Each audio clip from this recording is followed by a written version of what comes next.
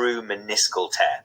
Now, not all meniscal tears will lock, but if you have true locking, then it certainly increases your suspicion of a meniscal tear.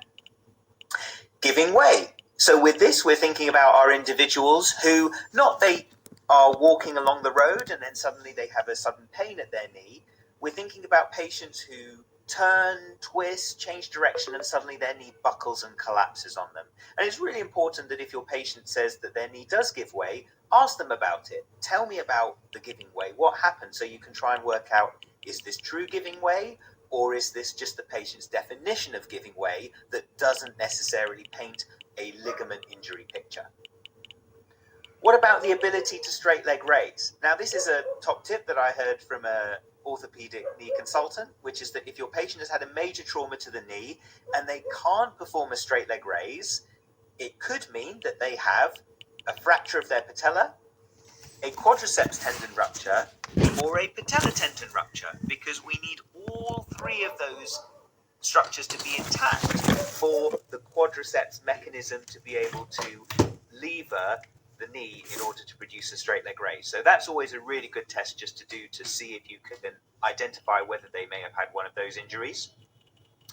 Inability to weight bear. So naturally, if your patient has come to see you perhaps 7 days after their injury and they're really struggling to weight bear, that might make you think more suspiciously about a serious injury compared to your individual who was unable to weight bear for a day and now suddenly they're able to walk, or they've been able to get some improvement in their weight bearing with crutches. Special tests. Now you might be thinking about things like your Lachman's test or your anterior draw test for the ACL, your valgus test for the MCL, varus for the LCL, all the other tests that we know about at the knee. But what about if you have an individual who their knee is so painful and so sore that you feel you can't do your special tests? Well, that's where the knowledge of the subjective history signs really comes in handy. I was lucky enough to work with a knee surgeon where he could trust me that if I had a patient who walked in, who had a twisting injury, non-contact on the sports pitch, who reported really sudden swelling, inability to play on, and had giving way since then, the surgeon would be happy for me to refer them on to see him, knowing that there was a high chance that that patient had an ACL injury, even if I wasn't able to do their tests because their knee was so sore and painful. So bear that in mind, that you can tell a lot from the subjective history, and if you think there's enough information there to warrant referring on and you can convey that to the surgeon, then go for it. And then I've just put a little scenario there which I saw once in my practice, which is a patient who didn't have a trauma who presented to A&E with really sudden, really significant, really acute swelling. And if we go back to the question above, do you know why they have sudden swelling? This person didn't have a trauma, but there was real concern about them. And in the end, they ended up having septic arthritis at their knee. And so bear in mind that whilst acute sudden swelling with a trauma is certainly a concern for these patients, if they do have true, really acute, really sudden, really significant swelling and there isn't a trauma, that also may be really important too. So please do think about that. So what do we do about these individuals? Well, having done your assessment, you might come to one or two options. Either option one, I think I know what's going on, and my impression is that this patient has XYZ. Or, whilst I'm unsure of the diagnosis, this patient has presented with a trauma at their knee, with sudden acute swelling, and the inability to weight bear, and therefore I feel that they need to be referred on for further investigations. And once again, one thing that I always benefited from is having conversations with advanced practice physios like what Marie's doing now, and speaking to orthopedic surgeons so that I can build that relationship with them and I can build that understanding with them so that I can ask them, what are the key things you're looking for? Are you happy for me to refer a patient onto you when I'm not completely sure of the diagnosis, but when we had those thought process in mind that they might have had something sinister going on? And so ultimately, A lot of the time with these patients, they may be referred on for investigations such as an X-ray if there's a suspicion of a fracture, or an MRI, which can look at lots of different things, whether it be your ligament injuries, your meniscal injuries, your posterior lateral corner, your tendon ruptures, even your osteochondral defects. So referring those patients on, it might be that the investigations can help dictate the diagnosis and the management as well. And as we said earlier, subjective history is really key because you can tell a lot from the subjective history. Anything to add there, Marie? Just to add on the more serious stuff, so not that these aren't serious, but things like if you're suspecting that they have got a quads tendon, patella tendon rupture, or a patella fracture, or similar to what you thought, septic arthritis, that is not the referring on that we're talking about here. That's completely different management, and that is sending them to A&E, calling the on-call ortho-reg and telling them you've got a patient that you feel has got septic arthritis. That's not referring on to an interface service, just for clarity. Very true. Sure. All right, so let's move on to ongoing ACL injury. So here we're talking about an individual who they've got an ACL injury, the consultant they know they've got an ACL injury, the patient knows they've got an ACL injury. And you've been seeing this patient over a few months, and there's still concern about whether or not this patient is progressing. So that's what we're going to talk about now.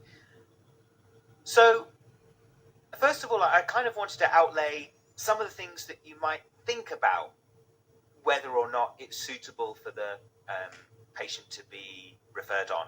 So, does your patient have activity levels which require ongoing instability? There are lots of patients out there who have a torn ACL. Everyone knows they've got a torn ACL, but they don't have surgery, and that might be because they don't have any activity levels or aspirations which require real instability. So, for example, they work in an office job, they don't really do any high-level twisting sports, they enjoy swimming and cycling and just recreational activity, and they don't feel like they want surgery.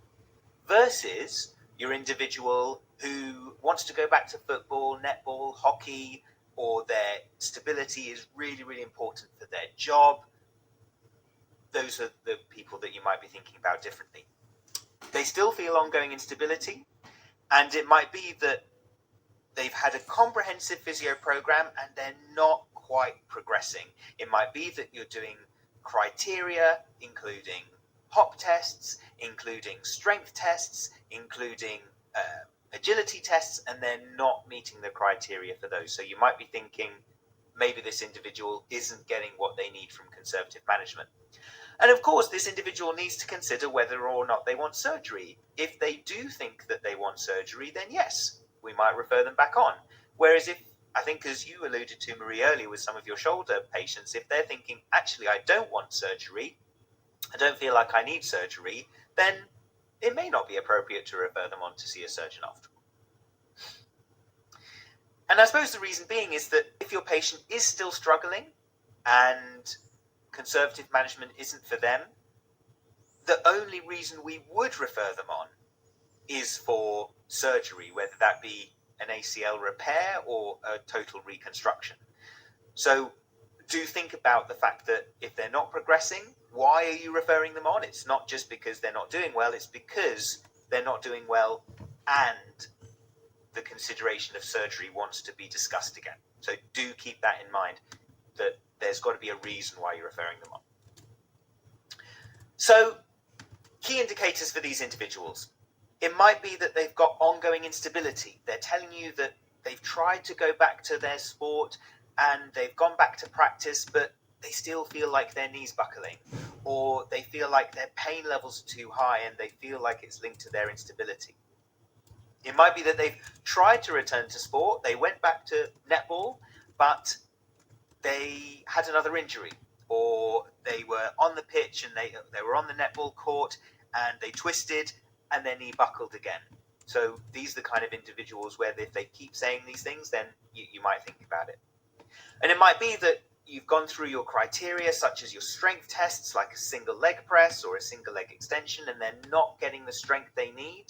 It might be that you do proprioceptive tests, like a star excursion balance test.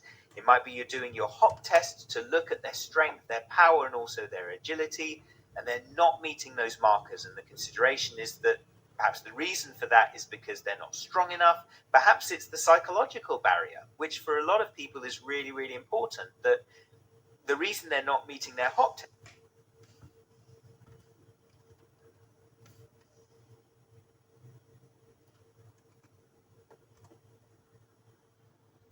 enough. Why do they feel they can't jump far enough? It's because they don't feel prepared to jump far enough. I'm worried that if I do try and jump that distance, my knee's going to give way and I'm going to injure it again. And sometimes it is the psychological barrier that does say to patients, actually, I want to go down a different route. It might be that they try conservative management thinking, I'd like to try and see how I go. And a couple of months into the process, they're thinking, no, actually, I don't think I want to go back to playing my sport without having surgery. And therefore, a discussion with a surgeon is absolutely relevant. Okay, so moving on to meniscal injuries as the final topic for this discussion.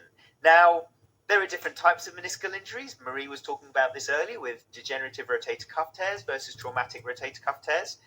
And when it comes to meniscal tears, in this discussion, we're talking about traumatic meniscal injuries. So therefore, a degenerative meniscal injury could be a 50 to 60-year-old individual who hasn't had a trauma, but they've had an MRI scan and it shows that there's an element of a meniscal tear, which might be a degenerative tear, versus your younger patient who's had a trauma, they were playing sport, they twisted awkwardly, then they had an MRI scan, then there was a medial meniscal tear. Those are the individuals that we are talking about. And once again, we're thinking about these individuals who have seen a surgeon, meniscal tear has been clearly diagnosed, they're going to have physio to see if they can get back. And I absolutely have had patients in the past who have gone back to their sport, gone back to their activities without having surgery for their meniscal tear. So it is absolutely possible, but sometimes it doesn't go in the right direction either. So what kind of markers, signs might tell me that my patient who has a traumatic meniscal tear is ready to be re-referred to surgery? Number one, it's because they have ongoing pain in a clear and specific location. Now, the reason for that is often with meniscal tears, it might well be that the place that they have the tear is also exactly where they have their pain. So, for example, here's a knee model I made earlier. So it could be that if their meniscal tear is right there on the medial anterior meniscus as it is here, that's where they point to their pain levels. And if after a few months it's still in that exact place, that probably will give you an indication that it's still the meniscal tear that's stirring up their symptoms. So that's one factor. And then, of course, there's the issue with ongoing reduced range of movement, particularly extension. Now, we talked about earlier how true locking is a potential sign of a meniscal tear.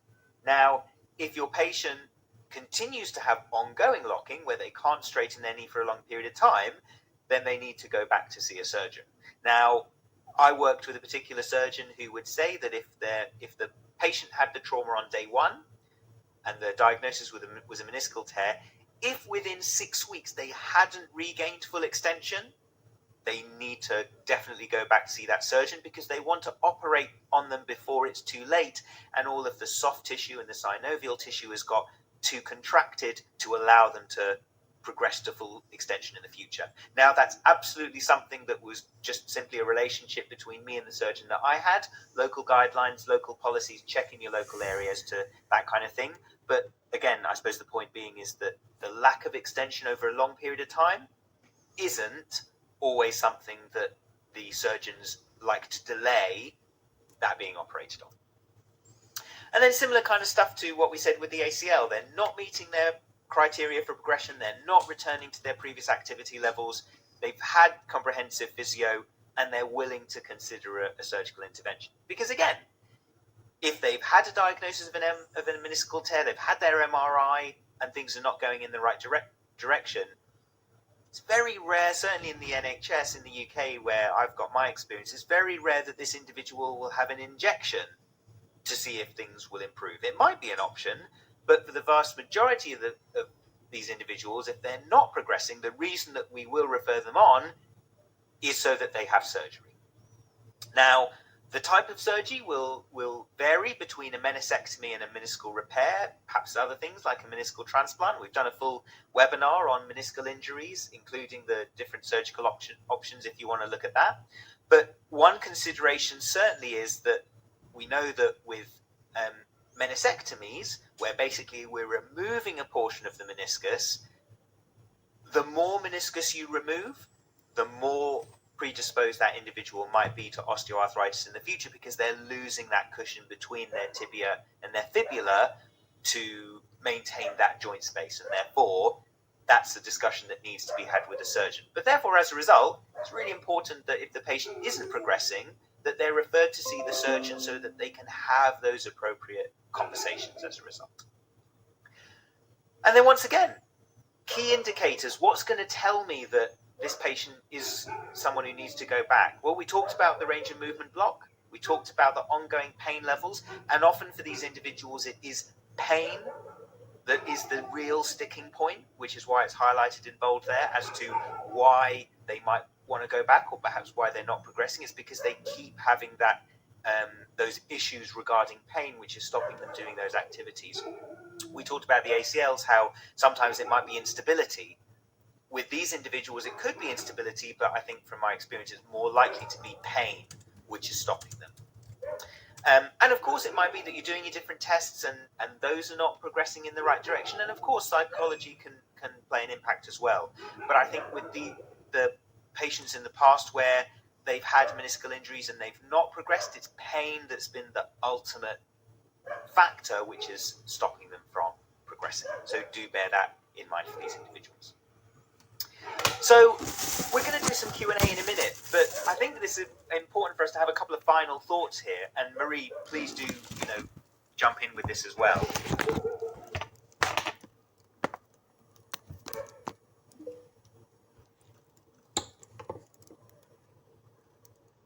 Here, and Marie, please do, jump in with this as well.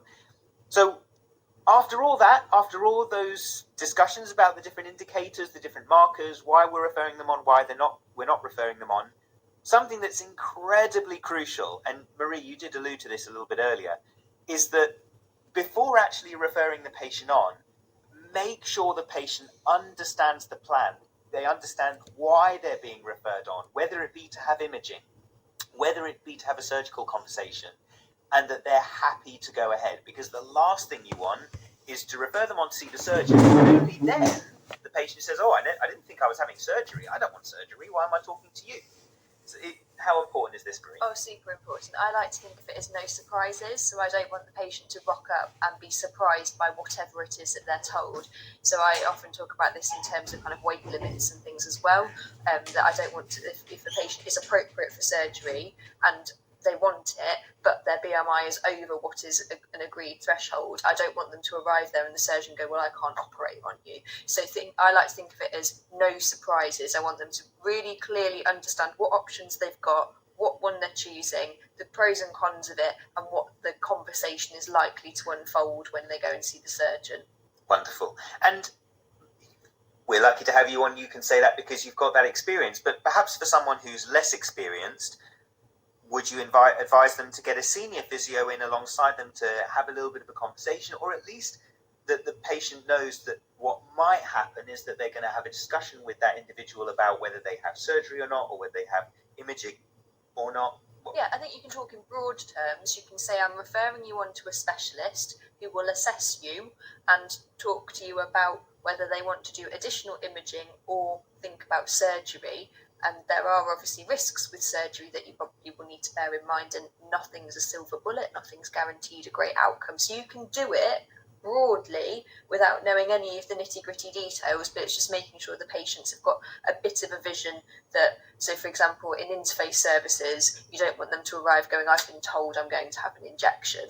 Know that you're going to be assessed and you're going to have a discussion about what options are the best management moving forwards. That might be imaging, that might be an injection, that might be something completely different. Sure, that's great. So hopefully that makes sense. And then how do you refer them on? Well, again, as we said, check your local pathways about how you do it. But in most cases, It might be that there's a specific form within your department or within your hospital system that you fill in this form and that acts as the referral. Or it might be that you need to write a specific letter to the individual that you're referring to with some of the different details of the patient. So if you do need to write a letter and it's not structured for you, then some of the simple things you can consider. Always have the patient details at the top of the page so that the person you're referring to knows who this letter is about, knows the age of the patient, knows the demographics so that they've already got a picture of who it is. And of course, they can quickly reference back to that when they see the letter again in the future. An impression is really, really nice to put on. So I think that this patient has signs of an ACL tear. I think that this patient is presenting with a rotator cuff tear. And of course, it might be that, as we've said earlier, it might be that you're not completely sure, in which case you could mention impression, patient has had traumatic knee injury where serious pathology has not been ruled out, something like that. Then, of course, reason for referral. So it could be for the consideration of imaging, or to have a discussion with the patient about the suitability of surgery. But I think you said this earlier, Marie, that it's really challenging when people are referred to see you and they don't know why they're being referred, and the clinician doesn't really know why they've referred them to you. It's just because, they weren't getting better, so I just refer them on. So is it important for that clinician to convey to you why they're sending the patient in your direction? Yeah, absolutely. Even if it's something as simple as hasn't improved with conservative input, would value your opinion on other options, that's better than just sending a referral. But in those instances, if you're not sure what options are available to your patients that aren't improving, speak to your mentor, take that patient to supervision or group supervision and ask and learn those things. Yeah, absolutely. And this is where I said earlier, this is something crucial that I learned. Have those discussions with the extended scope practitioner, the advanced physio, the surgeon even. Have those discussions before so that you can develop that relationship and so that you can have that clear understanding. Right, I know that consultant wants me to refer on when I see this sign, or I know that this consultant doesn't want me to refer on when I see that sign, so you can develop those relationships.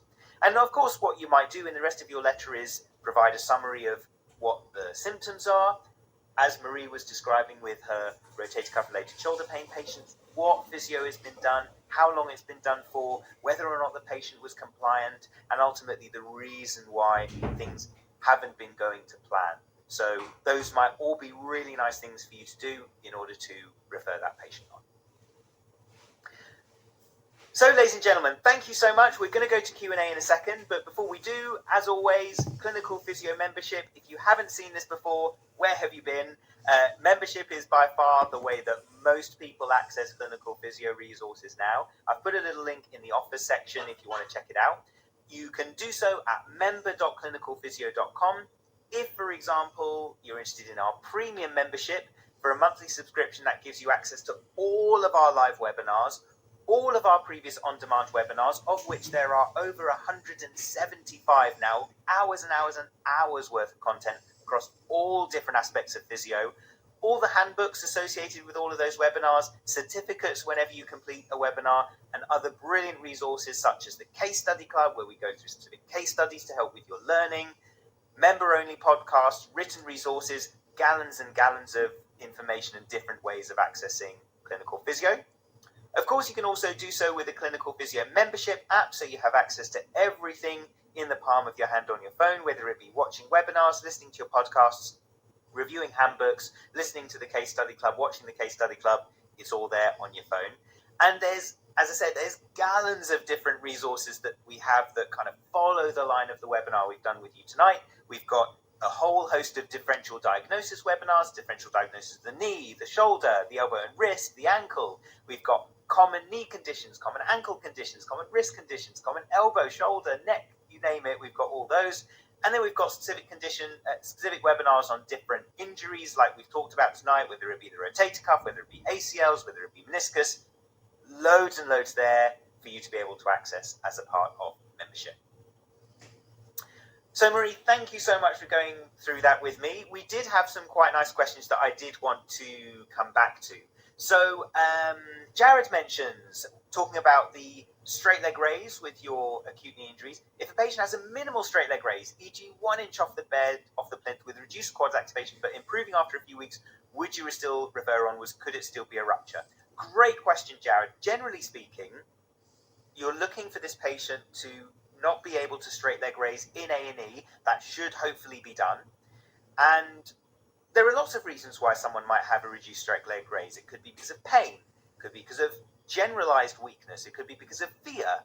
It could be because of deconditioning, especially if it's been, as you mentioned, a few weeks and they really haven't moved their legs. They can decondition quite quickly. If they've got a little bit, an inch of a straight leg raise, in most cases I would consider that's enough to suggest that that lever of your patella, your quad tendon and your patella tendon is intact. However, as always, if you're in doubt, please do something about it. But when you're talking about a patella fracture or a tendon rupture, that should be picked up in A&E, and it's very unlikely that a patient will be hardly able to move their leg and won't go to A&E, so it should really get picked up. Sanchez says, I can totally relate to psychological barrier, that it plays an important role. I've lived for 15 years with ACL and posterior lateral corner and medial and lateral meniscal tears, and 7 months on, I still feel psychological barriers. So thank you, Sanchez, for sharing that. I really appreciate your thought there. Sana's mentioned about a particular case. I must say that we won't always comment on individual cases, because the real thing that you should really do is discuss this with your orthopedic surgeon in your area so that the patient can be properly assessed. Patient with a proximal humeral fracture could lead to wrist drop after 6 weeks of wearing a shoulder brace, no supination and pronation. That needs to go back to the orthopedic surgeon. What's the main reason for wrist drop? Radial nerve needs to go back to the orthopedic surgeon. Yeah, that definitely needs to go back to the surgeon. Proximal humeral fracture with a wrist drop, radial nerve. Your radial nerve is what controls your wrist extension, and proximal humeral fracture, your radial nerve does wrap around that area. So yes, as Marie said, if there's a minimum piece of advice we can give you, send it back to the surgeon. There is a threshold of knowing what is yours to deal with, and that needs to go back. That is for doctors to deal with. Great. Okay, Lucy asks about DVTs and PEs. It's a really good question, Lucy. Naturally, we haven't discussed it in this webinar with it being a soft tissue injury. There's a tool that you can use called the Well score, which goes through a set of criteria. But this is really one that different hospitals will have different criteria. Where we used to work, there was a very specific protocol that you would do this score called the Well score, and if the patient was scoring a certain number, you would speak to the on-call orthopedic team or the on-call medical team. So do speak about those kind of things. But otherwise, some of the key things you're thinking about here: recent surgery, recent trauma, immobilization, but also think about the patient's past medical history. Do they have a significant cardiovascular history? Do they have clotting disorders? Do they have a history of active cancer? Because that can increase the risk of clots as well. Smoking history, use of anticoagulants in the past, all those things might increase your suspicion of that. Yeah, great. Broadly speaking, how would you approach being unsure of a diagnosis / the misdiagnosis of an injury, says Ravi?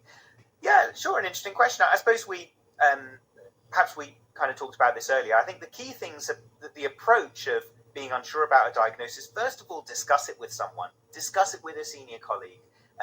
If you need to, if it allows in your particular hospital, your particular clinic, see if you can bring another individual, another physiotherapist in with you to assess the patient as a joint session, so you can have 2 pairs of eyes on things. Bring it to your supervision sessions. Might be the first step before deciding whether or not this is a case where actually it is quite difficult to tell, and therefore the patient needs to be referred on for further investigations. Anything to add there? I think just going back through and recapping things with the patient, reviewing the history, just double checking some things, because sometimes people don't tell you stuff at the time, but then remember when they've gone home and had to think about kind of the questions that you've asked them. So it's always worth revisiting kind of the history and reassessing things. We're getting some questions about different other things. So Charlotte's mentioned what to do with an Achilles tendinopathy which doesn't improve with eccentric exercises after 2-3 months. So I suppose with Achilles, first of all, we've done a full webinar on Achilles tendon tears and ruptures, and tendinopathies and tears, so definitely have a look at that. But generally speaking, the Achilles tendinopathy, the management is going to be largely conservative. So I would, to be honest, the advice I would normally give you, Charlotte, is that the surgical options are going to be limited for this kind of individual.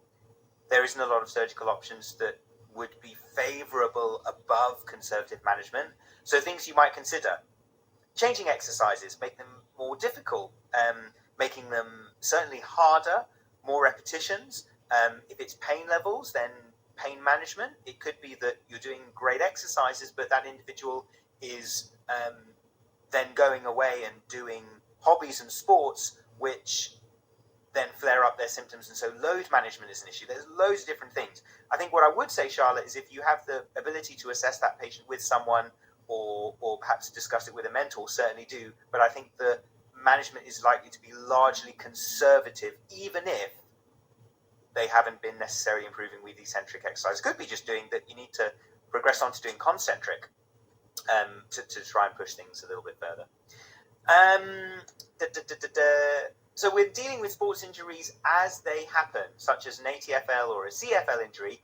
How would you decide when to send them to A&E or try conservative management? So Ross, great question. I suppose that what do we do in A&E? First of all, it's to look for a fracture.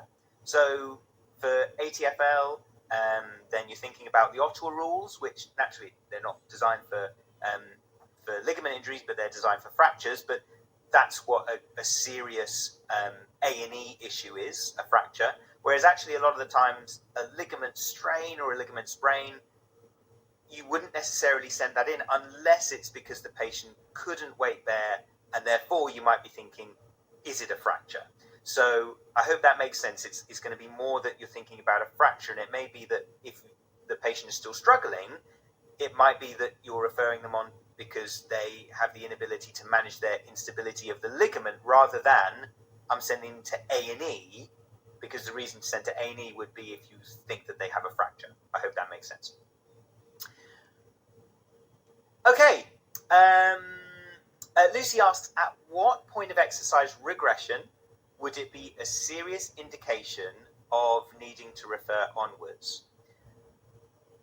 I suppose, Lucy, that I'm trying to work out your question there in terms of if the patient wasn't progressing, rather than regressing exercise. I suppose it's kind of what Marie and I were talking about earlier. What's the reason for referring on? Is it so they can have imaging? Is it so they can have surgery? We talked a second ago about, Charlotte mentioned about the Achilles tendinopathy. Is there a surgical intervention to refer on to? So as a result, even if the exercises were being regressed, would you refer them on anyway? Because actually it might be that the exercise is the key thing. It might be that you're referring on to pain management, for example. But surgical, I suppose, you've mentioned, would it be a serious indication of needing to refer on? It probably depends on what the condition is. And as we said a second ago, what's the reason you're referring them on to? If there isn't necessarily a reason to refer them on, would you be considering that actually you need to just keep regressing your exercises until you find what works for your patient? Probably quite patient specific there, I suppose, but hopefully that gives you some ideas.